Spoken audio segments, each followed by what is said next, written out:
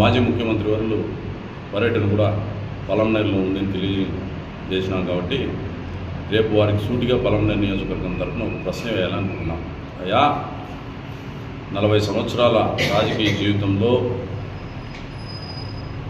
మీరు కూడా 14 సంవత్సరాలు ముఖ్యమంత్రిగా ఈ రాష్ట్రాన్ని పరిపాలించిన వ్యక్తిగా మా పలమనేరు నియోజకవర్గానికి సంబంధించిన డ్రింకింగ్ వాటర్ సమస్య పైన మీరు ప్రతిపక్ష పార్టీ హోదాలో అయినా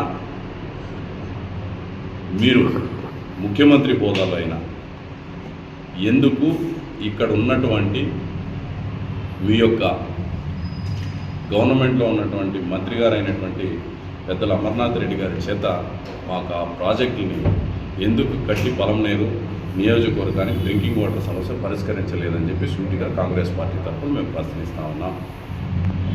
అదేవిధంగా మీ గవర్నమెంట్లో రాష్ట్ర ఇండస్ట్రియల్ మంత్రిగా చేసినటువంటి పెద్దలు అమర్నాథ్ రెడ్డి గారు ఈ నియోజకవర్గానికి ఇండస్ట్రియల్ కారిడార్ ద్వారా యువతకు ఉద్యోగ అవకాశాల కల్పనలో మీరెందుకు చర్య చూపించలేదు అనే విషయాన్ని రేపైనా మీరు మా పలమనేరుకు వచ్చినప్పుడైనా ఆ విషయాన్ని ప్రస్తావిస్తారని, పట్టుకూలుకు సంబంధించినటువంటి రైతులు వాళ్ళకు రావాల్సినటువంటి సబ్సిడీలు కావచ్చు, వాళ్ళకు రావాల్సినటువంటి మందులు ఎరువులకు సంబంధించి వాళ్ళు కట్టుకుంటున్నటువంటి షెడ్లకు సంబంధించి సబ్సిడీ విషయంలో కూడా వారికి ఎందుకు సహాయం చేయలేదనే విషయాలతో పాటు అంగన్వాడీ కార్యకర్తల గోడును మీరు ఎందుకు ప్రతిపక్ష హోదాలో అధికార పార్టీని ప్రశ్నించలేదని 6 గ్యారెంటీలతో మీరు వస్తూ ఉన్నారు కదా. ఇది కూడా ఈ సమస్యలు కూడా స్థానికంగా ఉన్న సమస్యలు కూడా రేపు మీరు ప్రస్తావించాలని చెప్పి కాంగ్రెస్ పార్టీ తరఫున మేము కోరుకుంటూ మీరు ప్రస్తావిస్తారని ఆశిస్తున్నాం. వీటిపైన మీరు ప్రస్తావించకపోతే పలమనేరు నియోజకవర్గానికి సంబంధించి మీకు ఎందుకు ఓటేయాలని కాంగ్రెస్ పార్టీ తరఫున మేము కూడా అడుగుతా ఉన్నాం. కాంగ్రెస్ పార్టీ జరగబో ఎన్నికల్లో ప్రజలందరూ కూడా కాంగ్రెస్ పార్టీని ఆదరించండి. కాంగ్రెస్ పార్టీ ఈ రాష్ట్రంలో అధికారంలోకి వస్తే, ఈ దేశంలో అధికారంలోకి వస్తే మనవి ఏవైతే మన అభివృద్ధికి సంబంధించినటువంటి ఫలాలు కావాలనో అవన్నీ కూడా అందిస్తుందని చెప్పి, మరీ ముఖ్యంగా ప్రత్యేక హోదా పైన తొలి సంతకం చేస్తానని చెప్పి రాహుల్ గాంధీ గారు చెప్పారు ప్రధానమంత్రి అయిన వెంటనే. కాబట్టి కాంగ్రెస్ పార్టీని ఆదరించండి, కాంగ్రెస్ పార్టీని గెలిపించండి. మరీ ముఖ్యంగా షర్మిలమ్మ గారి అధ్యక్షతన రాష్ట్ర కాంగ్రెస్ కమిటీ కూడా కొన్ని నిర్ణయాలు చేసి కొన్ని మంచి మేనిఫెస్టోను కూడా తయారు చేయడం జరుగుతోంది. ఇది వరకు ప్రతి నెల ఇంటికి 5,000 రూపాయలు, సంవత్సరానికి ఒక మహిళకు, పేదంటి మహిళకు 1,00,000 రూపాయలు, రైతు రుణమాఫీ, యువకుల ఉద్యోగ అవకాశాలు, ఇవన్నీ కూడా చెప్పబడుతూ ఉన్నాయి. మరీ ముఖ్యంగా ప్రత్యేక హోదా పైన కార్యక్రమాలు చేస్తూ ఉన్నాం. వీటన్ని దృష్ట్యా కాంగ్రెస్ పార్టీని ఆదరించండి. రేపు రాబోయే ఎన్నికల్లో కాంగ్రెస్ పార్టీ గెలిపించండి అని చెప్పి సౌన్యంగా తెలియజేసుకుంటున్నాను. ఇప్పుడు మా అధ్యక్షులు వారు మాట్లాడతారు.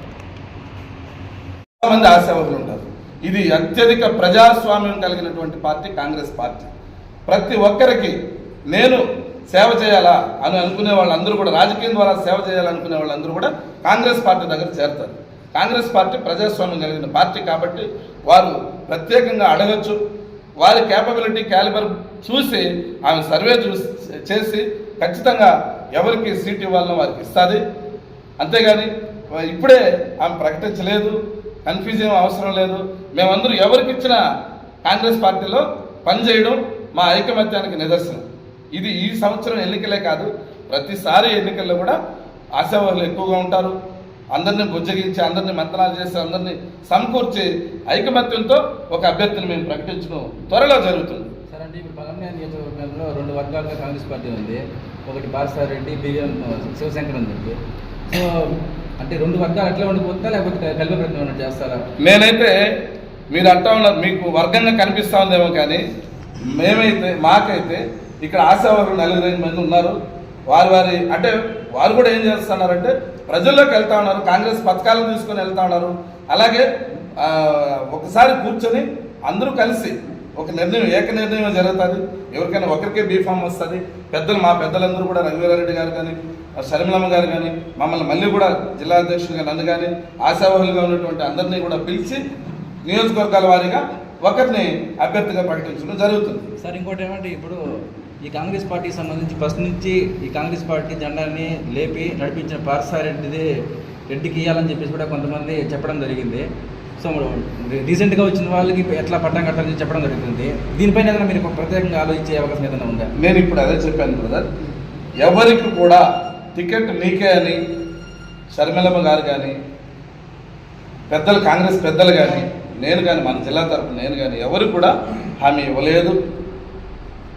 ఏకనాయకత్వంలో ఒకే ఒక వ్యక్తిని మేము దగ్గరలో ప్రకటిస్తాం. కానీ మా ఆశావహులుగా ఉన్నవాళ్ళు, ఎందుకంటే ఇప్పుడు ఆయా ఏరియాలలో అయ్యా మాకు ఇస్తే మీరు పనిచేయండి, మాకు ఇచ్చిన ఇకపోయిన కాంగ్రెస్ పనిచేయండి అనే ఆలోచనతో మా వాళ్ళందరూ కూడా పోతూ ఉన్నారు. అంతేగాని ఎవరికి వారు ప్రకటన చేసుకునే పరిస్థితి అయితే మా పార్టీలో లేదు, రాదు. ఇంకోటి ఏంటంటే అవతల పార్టీలకు మాకు తేడా ఏంటంటే, మీకు ముందు చెప్పాను, ప్రజాస్వామ్యం ఎక్కువ ఉన్నటువంటి పార్టీ కాంగ్రెస్ పార్టీ. ఈ దేశానికి ప్రజాస్వామ్యాన్ని అందించిన పార్టీ కాంగ్రెస్ పార్టీ. కాబట్టి ఆశావహులుగా నేను కూడా పోటీ చేయాలని ఉండొచ్చు, ఇంకొకరు పోటీ చేయాలని ఉండొచ్చు. కానీ అవన్నీ కూడా అధిష్టాన వర్గానికి వాళ్ళు తీసుకునే నిర్ణయానికి కట్టుబడి ఉండాలి. అంతేగాని ఎవరికి ఇంతవరకు కూడా క్యాండిడేట్ ప్రకటన జరగలేదు. అంటే 175 స్థానాల్లో పోటీ చేసే అవకాశం ఉంది. ఖచ్చితంగా 175 స్థానాల్లో మా ఆశావాళ్ళు ఇంచుమించు 2000 అప్లికేషన్స్ దాకా వచ్చాయి. ప్రతి నియోజకవర్గంలో పోటీ ఖచ్చితంగా ఉంది. అందులో ఆశావాళ్ళు 1 నుంచి 10 దాకా సంఖ్యలో ఆశావాళ్ళు ఉన్నారు, నాకా నీకా అని. అదే వేరే పార్టీలలో అక్కడ మీరు చూస్తూ ఉన్నారు, ఎవరికి డబ్బు ఉంటే వారికి టికెట్ ఇస్తూ ఉన్నారు. మన ర్యాలీలో మీరు కూడా పాల్గొన్నారు? ఖచ్చితంగా పాల్గొన్నారు.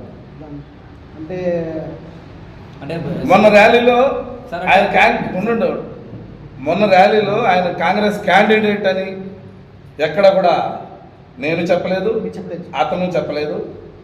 ఎందుకంటే కాంగ్రెస్ పార్టీ బలోపేతం కోసం ఎక్కడ ర్యాలీలు జరిగినా, ఎక్కడ మా వాళ్ళందరూ కూడా ఆహ్వానిస్తే మండల కాంగ్రెస్ ప్రెసిడెంట్లు కానీ టౌన్ కాంగ్రెస్ ప్రెసిడెంట్లు కానీ ఎవరైనా వస్తే కాంగ్రెస్ పార్టీ పథకాలని ప్రజల్లోకి తీసుకొని పోవాలా, ముఖ్యంగా మా జెండాను ప్రజల్లోకి తీసుకొని పోవాలి. కలుపుకొని పోవాలి. కొన్ని ఇబ్బందుల వల్ల మమ్మల్ని ఈ జగన్మోహన్ రెడ్డి లాంటి పార్టీలు వచ్చి మమ్మల్ని ఇబ్బంది పెట్టింది వాస్తవం.